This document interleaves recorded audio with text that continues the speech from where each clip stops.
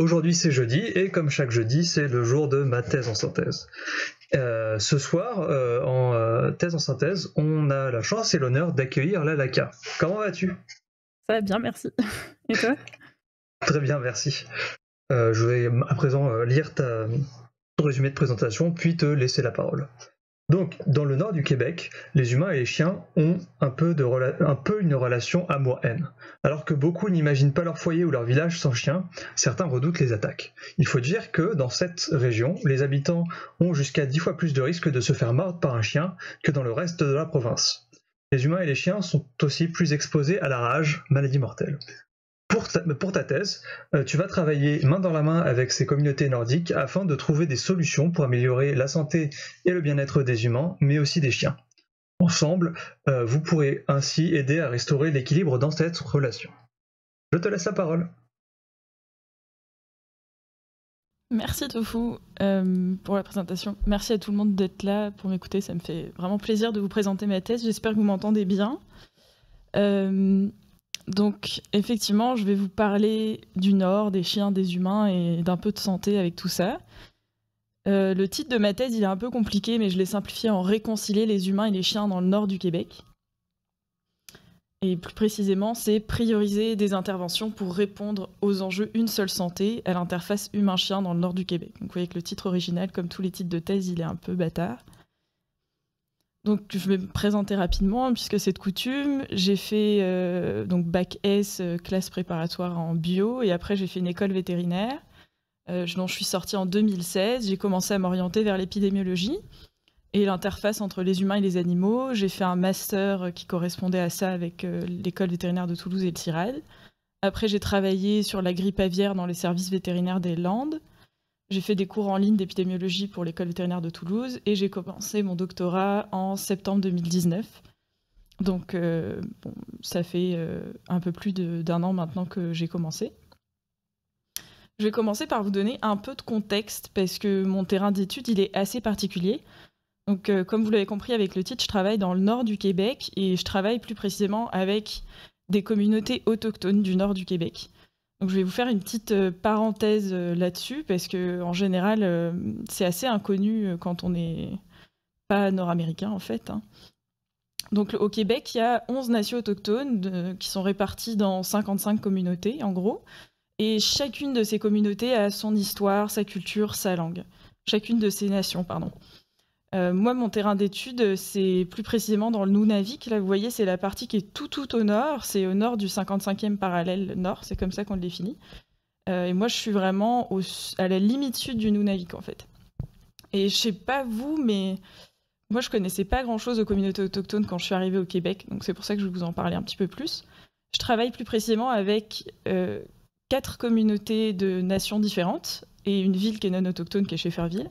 Donc je travaille avec une nation Innu, qui est la communauté de Matimekosh. Bon, les noms des communautés sont un peu compliqués, il faut s'accrocher un petit peu. Il y a une nation Naskapi, qui est la nation de Kawachikamak, une communauté Inuit, qui est Kujwarapik, et une communauté Cri, qui est Wapmagustui. C'est les petits points que vous voyez sur la carte ici à droite. Donc concrètement, c'est quoi le Nord? À quoi ça ressemble? J'imagine que si je vous pose la question, vous allez avoir des images du genre il fait froid, il y a de la neige, il y a de la glace partout.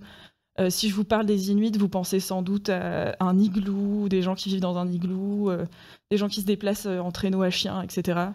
Bon, ça, c'était vrai il y a quelques temps, c'était vrai surtout pour les Inuits. Mais en fait, à part le froid et la glace, ça a quand même pas mal changé.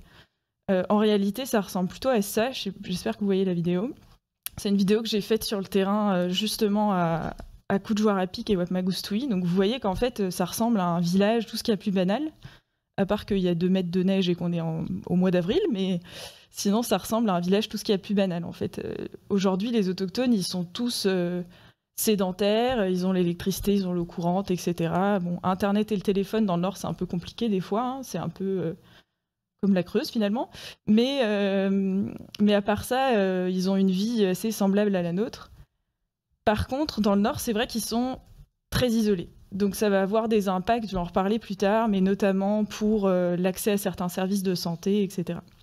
Bon, rassurez-vous, je ne vais pas vous faire toute l'histoire des peuples autochtones, hein, parce que c'est pas mon métier. Je voulais juste vous en parler rapidement. Donc là, vous avez vu, il y a 2 mètres de neige en avril, comme je l'ai dit. Vous vous dites peut-être, mais pourquoi t'es allé t'enfoncer là-bas dans le fin fond du nord du Québec, sachant qu'en plus, c'est des communautés qui sont accessibles que par avion, sauf exception. Et en fait, pour essayer de vous expliquer pourquoi je suis allée là-bas, j'ai envie de vous raconter une petite anecdote qui m'est arrivée la dernière fois que je suis allée sur le terrain. Donc c'était en hiver dernier, je suis partie de Montréal pour aller jusqu'à Schefferville, donc c'est une des villes partenaires de mon projet. Et autour de Schefferville, il y a 2 communautés autochtones, Matimekos, Lac-Jaune et Kawach-Kamak.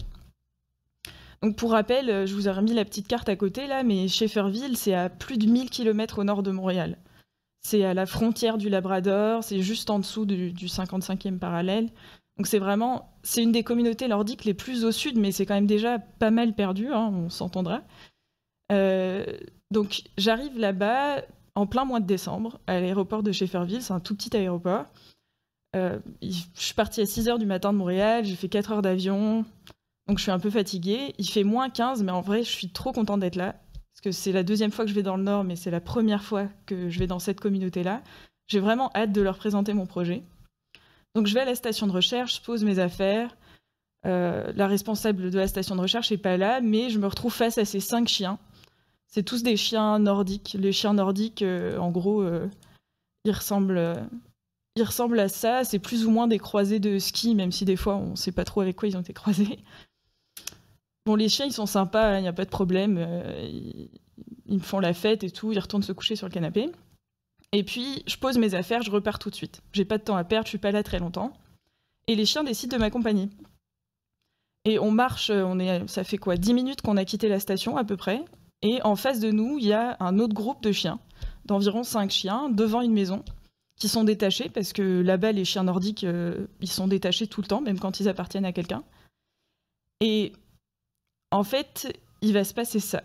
Donc, je vous invite à cliquer sur la vidéo. Désolé pour ceux qui ont un casque, baissez un peu le volume. En gros, pour vous dire ce qui se passe dans la vidéo, je me retrouve d'un seul coup, les chiens se mettent à s'aboyer les uns sur les autres, et je me retrouve d'un seul coup au milieu d'un groupe d'une dizaine de chiens qui s'aboient les uns sur les autres, qui défendent un peu leur territoire et tout ça. Bon, la vidéo est pas terrible, hein, désolé, filmer avec des moufles, c'est pas facile. Là, honnêtement, à ce moment-là, j'ai pas peur des chiens, hein, je suis vétérinaire à la base, mais j'avoue, je fais pas trop ma maline non plus, quoi. Après, ça s'est bien passé, il n'y a eu aucun problème, ils n'étaient pas spécialement agressifs envers moi. Mais c'est vrai que c'est un peu impressionnant. Et là, vous vous dites, mais où est-ce qu'elle va en venir avec cette histoire ? Ben, en fait, ce jour-là, vraiment, ça faisait que 10 minutes que j'étais arrivée, et déjà j'ai compris pourquoi je faisais ça, pourquoi je faisais cette thèse, et pourquoi elle pouvait être utile, en fait, aux gens de ces communautés-là.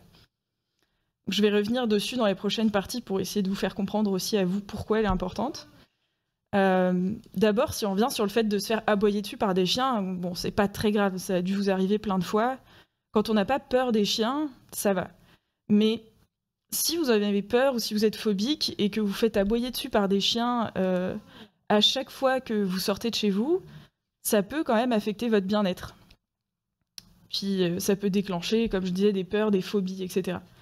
Après, là, par exemple, dans les communautés, il y en a qui me disaient qu'ils préfèrent se déplacer en voiture, même quand ils vont pas loin, pour éviter de croiser des groupes de chiens comme ça qui se baladent dans le village. Après, bon, ça, c'est pas le plus grave, mais il y a des risques plus graves si on croise des chiens. Vous le savez aussi, hein, ça, c'est pas que dans le Nord. Il y a des risques de se faire mordre. Si on se fait mordre, on peut attraper des maladies, comme la rage. En France, on est indemne, mais dans le Nord du Québec, c'est pas le cas. Et puis, ça peut créer des tensions sociales entre les gens. Je sais pas si vous êtes déjà engueulé avec un voisin parce que son chien aboyait ou parce qu'il trouvait que votre chien aboyait trop fort et tout, mais là-bas c'est pareil, ça peut créer des tensions sociales. Donc on voit que la cohabitation avec les chiens, finalement, elle peut avoir plein d'impacts négatifs sur la santé. Après, c'est pas pour rien qu'on dit que le chien c'est le meilleur ami de l'homme, hein, ça a quand même plein d'impacts positifs aussi. Ça favorise l'activité physique parce qu'on va sortir pour balader son chien, on va se sentir plus en sécurité. Par exemple, le gros chien blanc que vous avez vu dans la vidéo, là, c'est un des chiens de la station, Rodolphe. Il est resté près de moi tout le long comme s'il essayait de me protéger. Ça apporte un soutien émotionnel vraiment fort. Il y a des gens, ça c'est vrai partout, hein, mais dans le Nord notamment, on a déjà discuté avec des gens dans le cadre du projet qui nous disaient que s'ils n'avaient pas eu leur chien pour se sortir d'une passe difficile, ils s'en seraient probablement pas sortis. Et puis, je dis que ça crée des tensions, mais ça peut aussi créer du lien social. Quand vous sortez, ceux qui ont des chiens, quand vous sortez avec votre chien, souvent on vient vous voir pour le caresser, etc.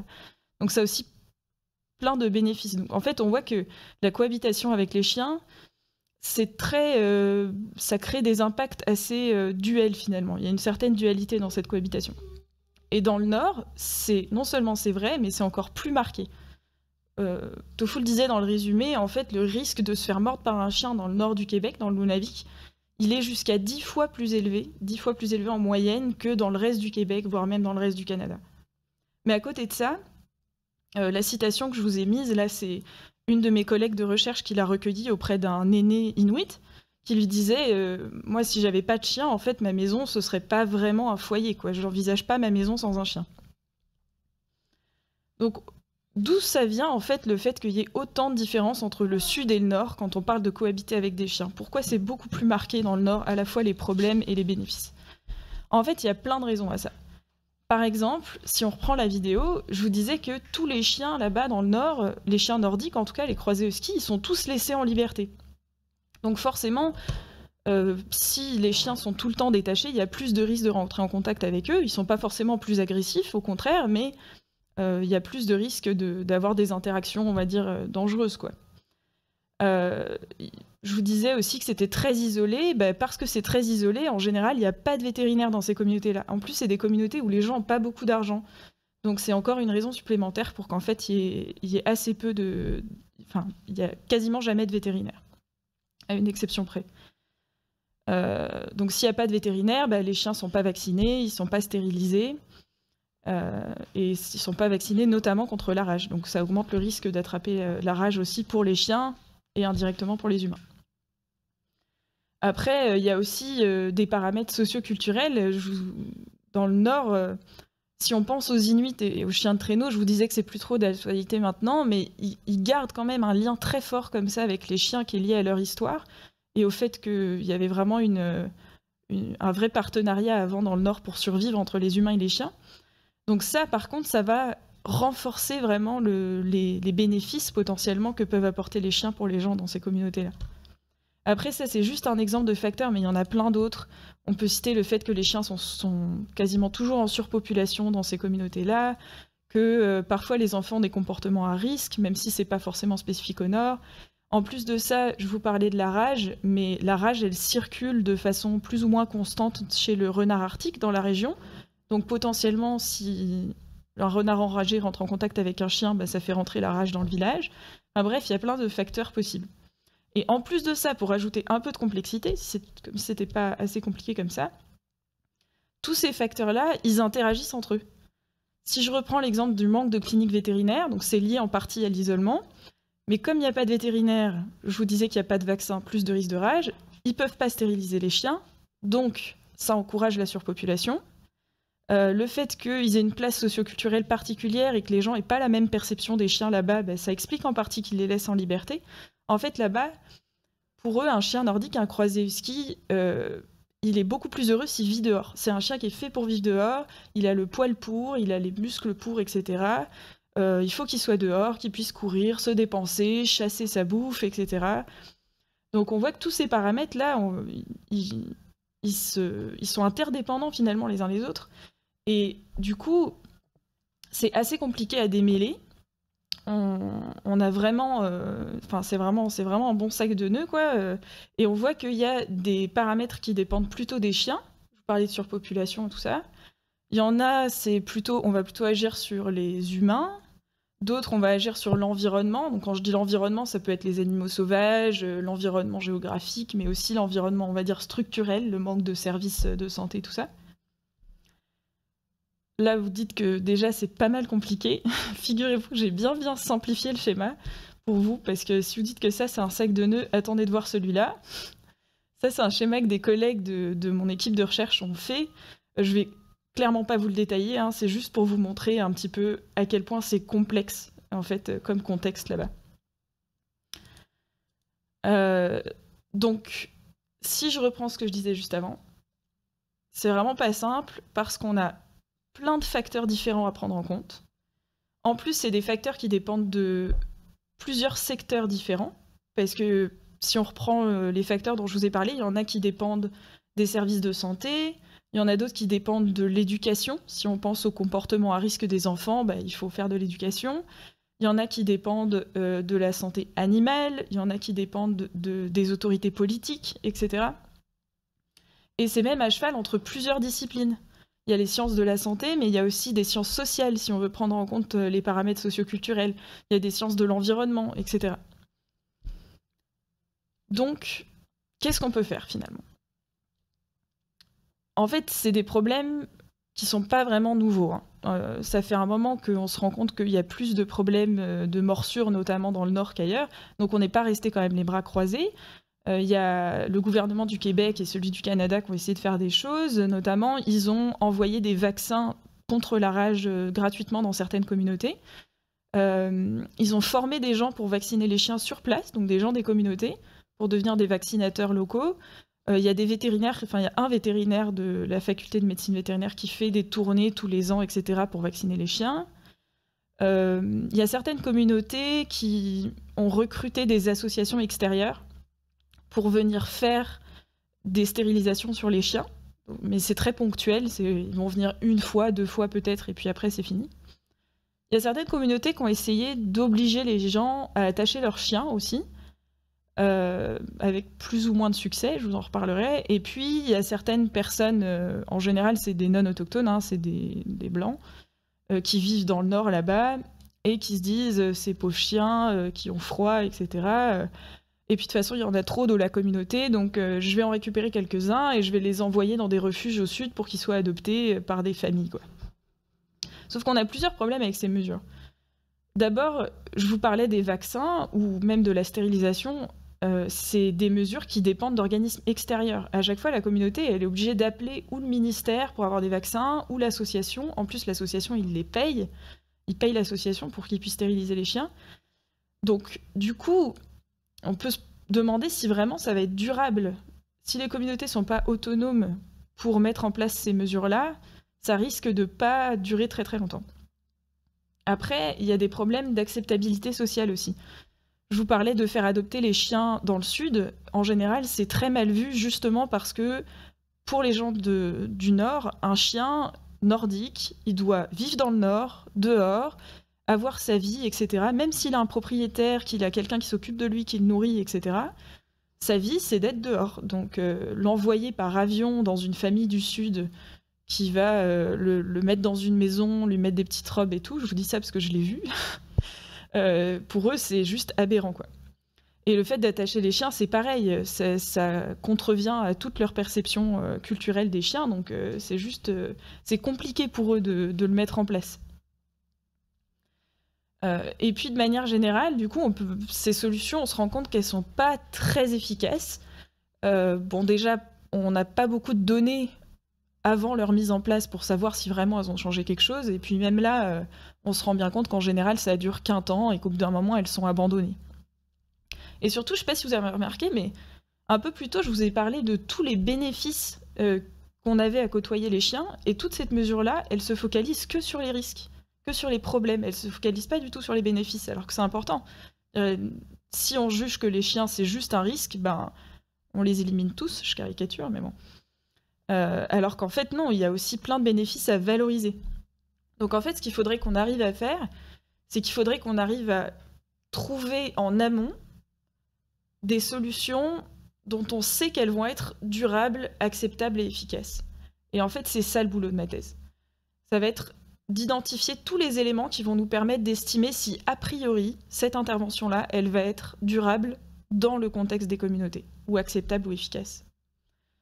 Donc, quand je dis intervention, je parle de toutes les solutions qui vont permettre de réduire les risques, mais aussi d'augmenter les bénéfices, justement, pour la santé des chiens et la santé des humains. Donc c'est bien joli tout ça, mais comment je vais faire ? On a plusieurs solutions pour ça. La première, c'est que, je vous l'ai dit, un des paramètres essentiels, c'est que les mesures soient acceptées par la population et qu'elles correspondent à leur cadre socioculturel. Et en plus de ça, les communautés, c'est quand même les premières concernées par le problème. C'est elles qui savent vraiment quelles ressources elles ont, ce qu'elles sont prêtes à mettre en place ou pas, etc. Donc le mieux, c'est encore de travailler avec elles. Pour ça que je disais travailler main dans la main, en fait, avec ces communautés-là. Donc ça se fait via ce qu'on appelle la recherche participative. Et la recherche autochtone, la recherche participative, comme son nom l'indique, c'est faire participer les gens sur place, les gens des communautés dans lesquelles on veut implémenter les solutions. Donc concrètement, il y a plusieurs façons de faire ça, complémentaires. On va aller recruter des chercheurs communautaires, donc c'est des gens qui ne sont pas des chercheurs au sens académique, mais qui vont travailler avec nous tout le long de la recherche. Comme ça, ils vont pouvoir partager avec nous leur savoir, leurs connaissances, et on va pouvoir s'en servir pour construire le projet.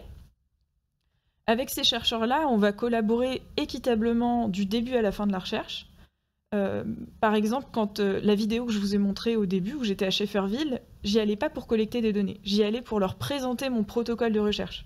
Comme ça, je peux avoir leur retour, savoir s'ils sont d'accord déjà, et puis savoir ce qu'ils en pensent, est-ce qu'ils pensent que c'est des bonnes méthodes, est-ce qu'ils pensent que c'est des problèmes qui les concernent ou pas, qui il faudrait que je recrute comme chercheur communautaire, etc. Donc vraiment, dès le début, on collabore avec eux, et à la fin, quand on a nos résultats, on retourne les voir, on leur partage nos résultats, on attend qu'ils les valident avant de les publier dans une revue ou quoi que ce soit. Et tout ça, le but, c'est aussi de permettre, de favoriser l'appropriation de toute la recherche et des résultats de la recherche par nos partenaires locaux. Surtout que là, on parle de communautés autochtones qui ont quand même beaucoup été étudiées, mais plus comme un objet de recherche. Clairement, on leur demandait pas trop leur avis, on produisait plein de recherches sur eux, etc. Alors qu'en fait, ils ont tout à fait la capacité d'être autonomes. Et du coup, l'idée là, c'est de leur montrer, ben voilà, on est transparent avec vous, on vous montre exactement comment on fonctionne. Comme ça, si vous voulez réutiliser ces méthodes-là, ben vous pouvez. Et on permet cette appropriation de la recherche par les partenaires locaux. Donc ça, c'est tout le blabla théorique, mais en pratique, comment je vais faire ça ? Je vais organiser des groupes de discussion avec mes chercheurs communautaires et des ateliers participatifs, donc des ateliers dans lesquels on va réfléchir tous ensemble, en fait, à la fois aux problèmes qu'ils veulent résoudre, les solutions qui pourraient être pertinentes selon eux à mettre en place, etc. Après, il y a un autre paramètre. Je vous expliquais que un autre aspect très important de ce problème, c'est la notion d'interface. À la fois les interfaces entre les chiens et les humains, entre plusieurs secteurs, entre plusieurs disciplines, etc. Et je vous expliquais aussi que quand les interventions ciblent une seule partie du problème, ça marche pas bien. Il faut qu'on garde une vue d'ensemble. C'est comme si je reprends l'image du sac de nœuds, si vous tirez sur un bout de ficelle au hasard, vous n'allez jamais réussir à défaire le nœud. Il faut réussir à regarder l'ensemble et pour vraiment détricoter ça. Donc ça tombe bien, il y a une approche qui fait ça, qui s'appelle l'approche Une seule santé et l'approche éco-santé. Donc ça a été développé fin 90, début 2000, et ça a été développé exprès justement pour répondre à des problèmes de santé qui sont à l'interface entre l'homme, l'animal et l'environnement. C'est exactement ce qu'on veut, ça tombe bien. L'idée, c'est qu'on s'inspire des approches, on s'inspire de l'idée de l'écosystème en fait, c'est des approches dites systémiques. Donc au lieu de considérer que la santé c'est plein de petites boîtes déconnectées les unes des autres qu'on va étudier séparément, on va considérer que c'est un système où tout est interconnecté et où les liens entre les facteurs sont aussi importants que les facteurs eux-mêmes. Donc là, bon, vous voyez, je vais en revenir, ça colle bien à notre problème de l'interface chien-humain et des risques de santé associés, etc. Comment je vais mettre ça en pratique ? D'abord, on crée des équipes de recherche interdisciplinaires. Donc ça, c'est le projet global dans lequel s'inscrit ma thèse. Je ne suis pas toute seule dedans. Et dans notre équipe de recherche, il y a plein d'autres chercheurs qui sont dans plein de disciplines. Il y a des sciences de la santé, il y a des vétérinaires, des épidémiologistes, mais il y a aussi des sociologues, des géographes, des anthropologues. Donc on se rencontre souvent, on se rencontre une fois par mois, on discute, on échange, et comme on n'a pas la même façon de voir les choses, ça nous permet de grandir un peu. Et sur le terrain, je vais aller recruter dans plein de secteurs différents. Donc je vais recruter des médecins, des infirmières, des gens de la société civile, des gens comme vous et moi. Je vais recruter des policiers, par exemple, parce que c'est eux qu'on appelle quand il y a des problèmes avec les chiens. Je vais recruter des profs pour voir s'ils ont des idées pour faire de la sensibilisation auprès des enfants, par exemple, etc. Donc, une fois que j'ai ma recherche participative et là une seule santé, en fait, on se rend compte que j'ai plein de facteurs différents. Et en plus, maintenant, j'ai plein d'acteurs différents. Et il faut que j'arrive à aider ces gens-là à prendre une décision tous ensemble. Et là, je vais utiliser des méthodes qui s'appellent les méthodes multicritères d'aide à la décision. C'est un nom un peu barbare, mais si on le décortique, en fait, ça colle bien à ce que je veux faire. Donc, on va aider les gens à prendre une décision quand il y a plein de critères à prendre en compte. Je vous le résume parce que la méthode est c'est pas le plus intéressant. Mais en gros, on va prendre toutes les solutions possibles, on va mettre les gens autour d'une table pour qu'ils en discutent. C'est les groupes de discussion dont je vous parlais avant. Et on va essayer d'arriver à un consensus pour que, à la fin, les solutions optimales qu'on choisit, ce soient vraiment les solutions les plus adaptées à leur contexte, à eux, dans leur communauté. Donc si ça se trouve, ça va pas être les mêmes solutions à Kawachikamak et à Kujuarapik, mais c'est pas grave, on s'en fiche. Ce qu'on veut, c'est que les solutions qui sont choisies à la fin, elles marchent chez eux, dans leur communauté. Donc là, normalement, après tout ça, avec ces 3 piliers-là, je devrais arriver, si tout va bien, à trouver avec eux des interventions qui soient efficaces, durables et acceptables pour améliorer la santé des chiens et des humains dans le Nord.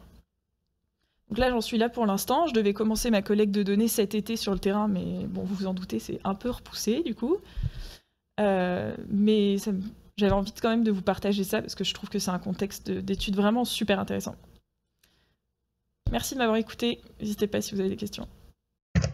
Et merci beaucoup à toi. C'était super cool. C'est des belles images que tu nous montres. Ouais, c'est vraiment un sujet, comme tu dis, interdisciplinaire qui croise énormément de choses qui sont toutes très intéressantes.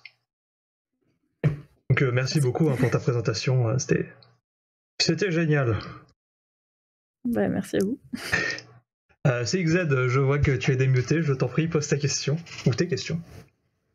Ok, bonjour et merci pour cette belle conférence, c'était cool. J'ai pas une question super importante, mais je comptais, plus par curiosité qu'autre chose, te poser la question. Sur une échelle de 1 à 10, à quel point t'aimes les chiens? 11? Oh, je pense qu'on est sur un bon 10 hein, quand même. ça transparaissait un tout petit peu. Ouais, ça dépend quel chien, on va dire. Oh, allez, c'est parti, on balance les dossiers sur les chiens. Je suis plus gros chien que petit chien. Ok, c'est très bien vu.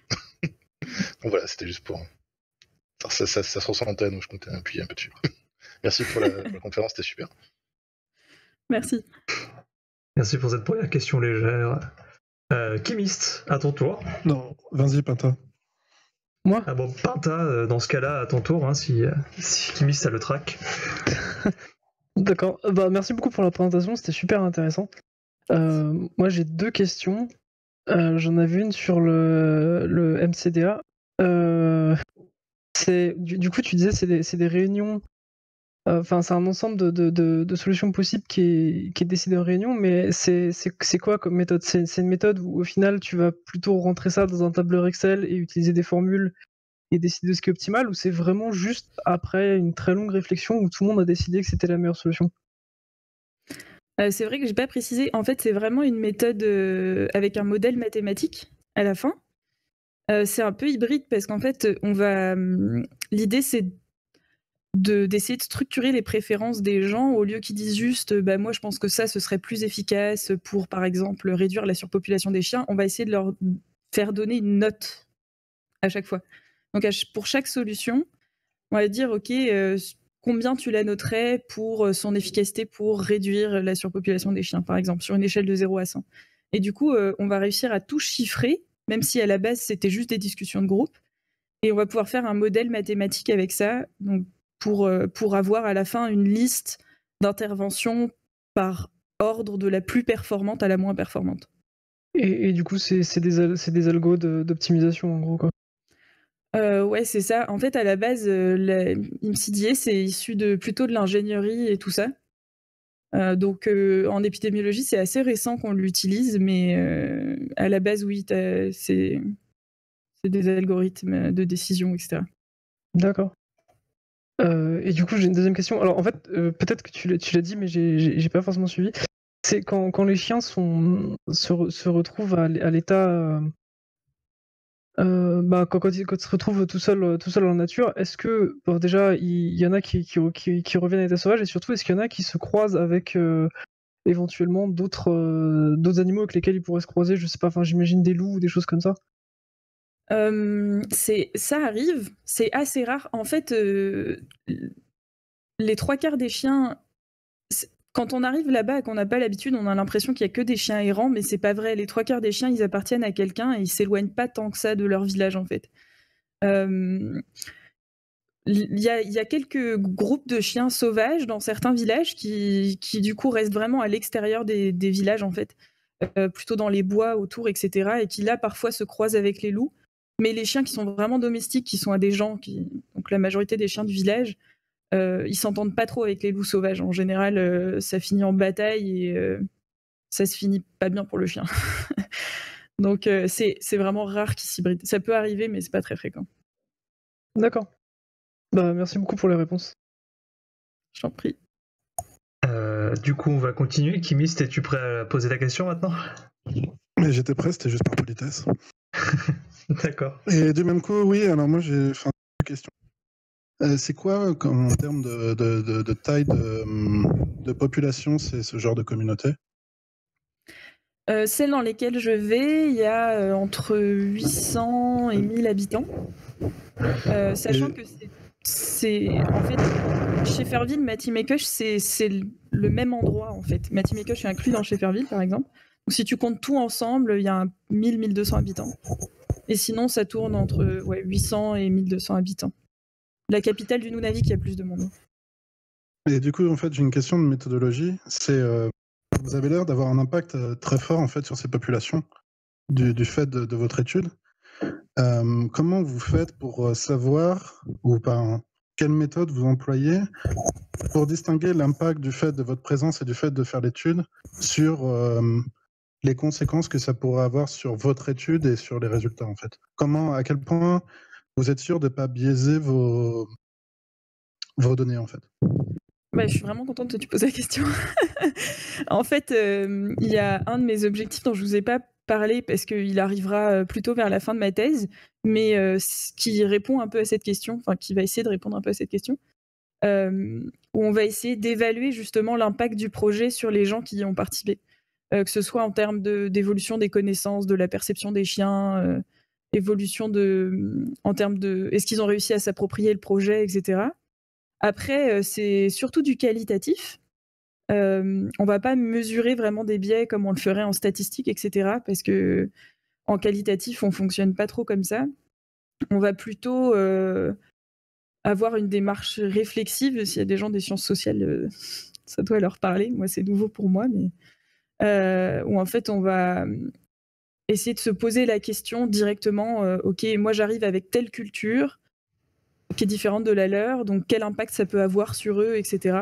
Et on va croiser ça avec la réaction qu'ont les gens quand on leur pose certaines questions. Pendant les groupes de discussion, on fait beaucoup d'observations aussi pour voir un petit peu justement, est-ce qu'on a l'impression que parfois notre présence les gêne pour parler ou j'en sais rien.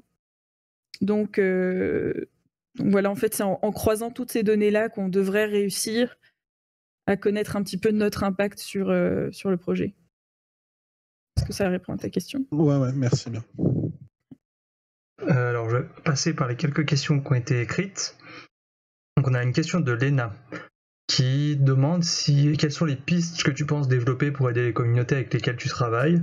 Est-ce que tu as déjà quelques idées maintenant ou est-ce que tu navigues à vue et aussi est-ce que du coup certaines solutions semblent déjà privilégiées et en plus comment les mettre en place? Ça fait beaucoup de questions à la fois mais t'en fais pas. Alors les pistes à développer, l'avantage c'est que je vous disais que je faisais partie d'un projet plus vaste et en fait ce projet il a pris un peu d'avance dans la capitale du Nunavik, qui est Kuujjuaq. Donc du coup on sait ce que les gens ont priorisé comme intervention là-bas. Notamment, eux, ils ont essayé de débloquer des fonds pour avoir un vétérinaire, mais bon, c'est la capitale, ils ont plus d'habitants, plus de moyens et tout. Il y a aussi, je vous disais qu'il y a l'accès à la vaccination qui est hyper important, et il y a une des communautés avec lesquelles je travaille qui pour l'instant n'a pas accès à cette vaccination. On travaille, la faculté de médecine vétérinaire, et elle a développé aussi un système de consultation vétérinaire à distance. Donc il suffit que les gens appellent ou envoient un mail avec des photos de leurs chiens, les symptômes, etc. Et ils essayent de les aider à distance, de leur envoyer des médicaments si besoin. Donc il y a toutes ces mesures-là qui sont déjà en place, mais qui sont, on va dire, pas optimales, donc on pourrait chercher à optimiser. À Coudjouac, justement, il y a beaucoup d'Inuits qui ont abandonné le chien de traîneau, mais à Coudjouac, c'est en train de revenir. Et ils avaient interrogé des mushers, donc les guides de chiens de traîneau, et il y en a beaucoup qui exprimaient l'envie de faire des sensibilisations auprès des enfants avec les chiens de traîneau. Donc ça, c'est plus dans la culture inuite, mais c'est aussi quelque chose qui pourrait être une piste, justement, pour un petit peu renouer avec cette histoire qu'ils ont avec les chiens, etc. Donc on a pas mal de pistes, finalement, pas mal d'idées. Ce qui est compliqué, c'est que ces idées-là, on a l'impression qu'elles sont bonnes à Coudjouac, mais en fait, chez les Inuits et chez les Naskapi, par exemple, la relation aux chiens, elle n'est pas la même que chez les Inuits. Donc on n'est pas sûr du tout qu'elles vont ressortir quand on va faire le projet là-bas, quand on va poser la question aux gens. Et après, comment les mettre en place? Ça, malheureusement, ça sort de mon projet, dans le sens que après, c'est les communautés qui restent responsables de débloquer les fonds, etc. Enfin, elles peuvent demander de l'aide de l'État, mais moi, je vais pas être là pour les aider à les mettre en place après derrière. D'accord. Merci beaucoup pour ta réponse. Je vais continuer d'abord sur sur la deuxième question écrite de Jafet, qui demande justement c'est quoi la taille moyenne des communautés dont tu parles? Mais comme je le disais, c'est des petits villages, quoi, pour la plupart. Donc c'est là, Kawachikamak, il y a 800 habitants, Matimekosh, il y en a un petit millier, et Kujuarapik et Wapmagoussoui, on est autour de 900 si je me trompe pas. Donc en général, c'est moins de 1000 habitants. D'accord, merci beaucoup. Ensuite, Lolo, tu t'étais démuté un moment, mais vu que tu faisais un peu de bruit, on t'avait demandé de te remute. Si tu as toujours ta question, je t'en prie. Oui, j'ai toujours ma question. Bonsoir et merci pour la présentation. Moi, j'ai une question un peu plus d'écologie. Je suis écologue et c'est plus le côté. Donc là, tu nous parles beaucoup des populations et donc ce qui peut être mis en place vraiment d'un point de vue local avec elles, etc. Et après, tu nous parlais aussi, par exemple, de la rage chez le renard ou de l'environnement, peut-être un peu plus justement écologique, qui pouvait avoir des effets justement sur les chiens et donc sur ta problématique. Et donc ma question, c'était un peu, c'est peut-être pas tout à fait ton sujet, mais est-ce que tu peux nous parler un peu plus du contexte un peu plus environnemental et de qu'est-ce qui pourrait être mis en place par rapport au renard ou ce genre de choses? Est-ce que tu as déjà quelques pistes dans votre projet par rapport à ça? Donc le contexte, il est différent pour les deux localités où je vais. À l'ouest du Nunavik, on est près d'un estuaire, etc. Et c'est vraiment coupé. Il y a vraiment juste cette communauté-là, puis il n'y a rien autour. Et là, il y a du renard arctique. Il y a moins de renard arctique dans l'autre coin à l'est. C'est surtout le renard arctique qui a la rage. Le renard roux, il en a moins. J'ai des collègues qui travaillent sur les impacts du réchauffement climatique sur la dispersion du renard arctique et du coup de la rage. Donc c'est vrai qu'on réfléchit à toutes ces questions-là. Après, on est quand même dans un contexte... Les gens rentrent en contact avec les renards parce qu'ils vont chasser en général.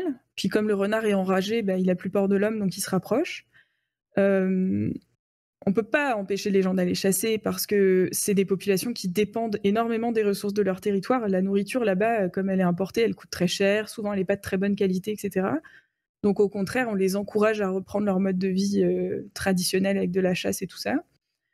On est vraiment... les échelles de distance et tout sont tellement grandes et les populations sont tellement dispersées que c'est compliqué d'agir sur les populations sauvages en tant que telles. Du coup, la seule barrière qu'on peut créer, c'est en vaccinant les chiens, finalement. Et là, si on arrive à vacciner quasiment tous les chiens de la communauté, même s'ils rentrent en contact avec un renard enragé, ils le ramèneront pas dans le village, ils contamineront pas les humains ni les autres chiens, donc ça freine la progression. Très bien. Merci pour ta réponse. De rien. Merci à toi. Je vois que CXZ a de nouvelles questions. Je t'en prie. Oui, en fait, j'ai pensé à une question pertinente. Plus que de savoir à quel point tu aimais bien les chiens, même si c'était très important de le préciser. Je me rends compte qu'il y a un petit contexte que j'ai pas, parce que dès que j'ai commencé à calculer tel, je me dis que je n'avais aucune idée. Est-ce que je sais pas si tu connais la proportion de chiens ou d'animaux de compagnie qu'il y a par tête d'habitant en métropole, en Europe, ou même du côté de Montréal ou Québec Sud. Comment ça se compare par rapport à la proportion de chiens qu'il y a par habitant dans ces communautés? Parce que du coup, tu décrivais le fait que tu es arrivé dans un bâtiment où il y avait 5 chiens qui t'attendaient. À l'extérieur, tu es passé à côté d'une baraque, il y en a eu 5 de plus. C'est quoi la proportion de chiens par habitant là-bas? Par rapport à ce que on peut connaître nous? Là-bas, je pense qu'on est entre 3 et 5 chiens par habitant, je pense, un truc comme ça. Ça dépend des communautés et ça dépend des périodes, parce que juste après une campagne de stérilisation, par exemple, il va y avoir ça va redescendre un petit peu, ou s'ils font adopter des chiots, etc. Parce que les associations qui vont stériliser les chiens dans le Nord, ils redescendent des chiots pour l'adoption aussi. Donc ça dépend des périodes, c'est assez variable, mais globalement, la densité de chiens, elle est vraiment énorme là-bas. Et tu sais comment ça se comparerait avec ce qu'on peut trouver, je sais pas, je connais en France parce que c'est là où je suis, mais... Je t'avoue que j'ai pas trop les chiffres pour une grande ville comme je sais pas, Montréal ou Paris, mettons. À mon avis, ça doit être... je pense que si on dit que c'est au moins 2 fois plus élevé, on est large, quoi. Après, j'aurais tendance à plutôt le comparer avec des villages de campagne qui sont un peu dans le même genre de contexte. Je sais pas, dans la campagne française aussi, des fois on a des villages où les chiens sont beaucoup détachés, etc. Et si on compare à des contextes similaires, clairement la densité de chiens, là on passe à, je pense, 3, 4, voire 5 fois plus élevée que dans ces coins-là. Bah tiens, Max partage une stat en temps réel. A priori, en 2017, il y avait 7 millions de chiens domestiques en France. Ce qui fait un gros dixième, un dixième de chiens par habitant, grosso modo. Ouais. Ou un chien pour Je t'avoue qu'en plus, ce qui est compliqué, c'est qu'on n'a jamais vraiment réussi à compter tous les chiens d'une communauté. Tu vois, ça a l'air d'être une partie du problème. Parce que y en a, parce que du coup, ils se baladent partout. Si tu poses la question à quelqu'un, en lui montrant un chien, il va dire ah oui, ce chien-là, il est à un tel.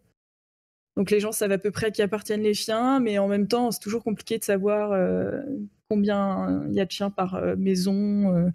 Puis, comme je disais, il y a quand même certains chiens qui appartiennent à personne. Donc, en fait, c'est compliqué, mais je dirais, au feeling, quand t'es là-bas, j'en retirerais ça, quoi. 3 à 5 chiens par habitant. Je pense que c'est une bonne estimation.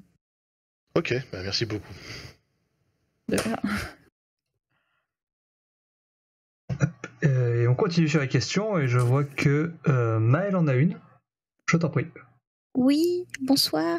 Alors, je suis arrivée très très en retard, je suis vraiment navrée, mais ça m'intéresse quand même, donc j'espère que mes questions, t'auras pas déjà répondu à ça. Tu parlais des mushers et du peuple en fait qui veut se rapprocher de leurs origines, en fait, de leur culture de base, avec les chiens de traîneau, tout ça. Et ma question, c'était lié, je sais pas si tu sais ou pas, au tourisme, parce qu'il y a quand même un petit peu de tourisme dans ces régions-là, surtout que c'est des régions où on peut voir les aurores boréales. Et je sais qu'il y a beaucoup de gens qui sont très intéressés au niveau de faire justement du chien de traîneau, tout ça. Est-ce que en fait le tourisme a un impact important sur le traitement des chiens ou pas? Alors, c'est vrai à Kuujjuaq, qui est du coup la plus grosse ville du Nunavik et qui est aussi la plus visitée du coup. Et en fait là-bas, ce qui est assez étonnant, c'est que c'est en train de changer, mais il y a beaucoup de mushers. Il y a beaucoup de communautés inuites où il n'y a pas du tout d'équipe de traîneau. mais là-bas, il y en a plusieurs, et la majorité, c'est des Blancs, en fait. C'est pas des Inuits. Mais ce qui est vrai, c'est que les mushers qui se sont installés là-bas, ils vivent pas mal du tourisme. Et ils sont installés là-bas parce qu'ils étaient passionnés de chiens de traîneau et tout ça. Et en fait, ils ont un petit peu aidé à ramener quelque part le chien de traîneau là-bas.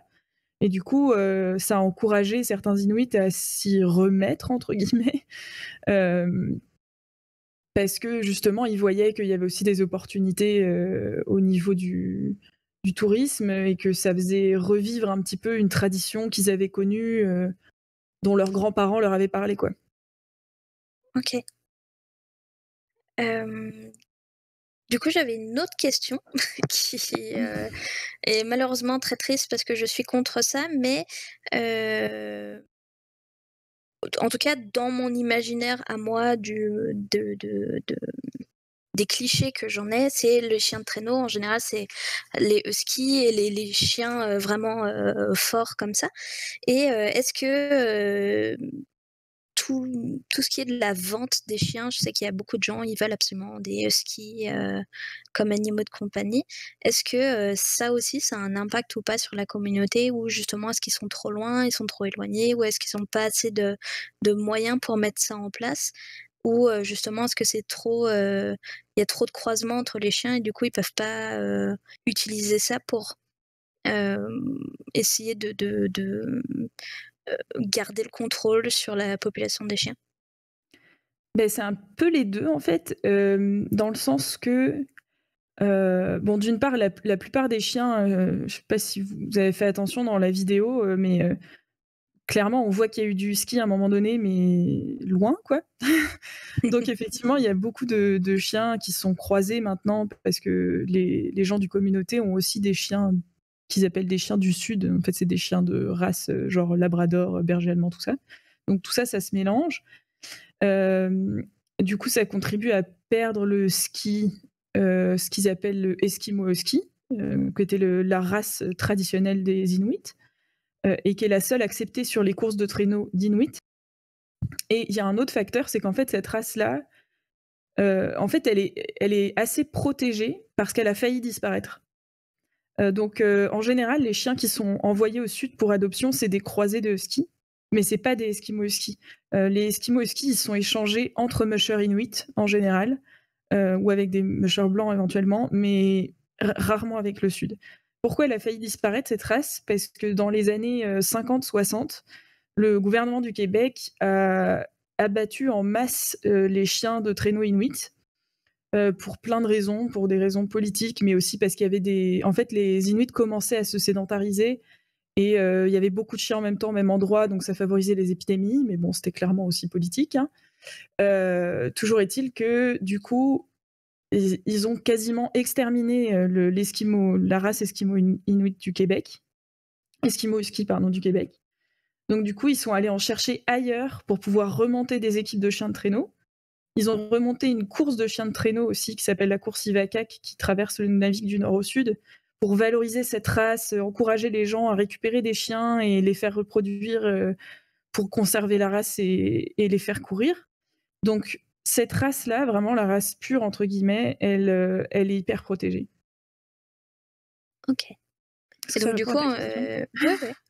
Mais du coup, ils n'utilisent pas du tout d'autres types de chiens, même des croisés? En fait, ça dépend si c'est pour le tourisme et tout aussi, mais pour les courses officielles, il n'y a que les Eskimo Husky qui sont autorisés. Ok. Ben, c'était tout ce que j'avais comme question, et bon Super. courage pour la suite. Merci. Merci à toi pour les questions. Et ça ne s'arrête pas car nous avons Phil Good qui a une nouvelle question. Je t'en prie. Alors, bonsoir, merci pour la présentation. J'aurais une petite question concernant le sujet que tu as évoqué autour de la rage. Si je ne dis pas de bêtises, elle a été éradiquée en Europe, Du coup, j'apprends qu'elle est encore là au Canada, hein, je ne m'y connais pas du tout.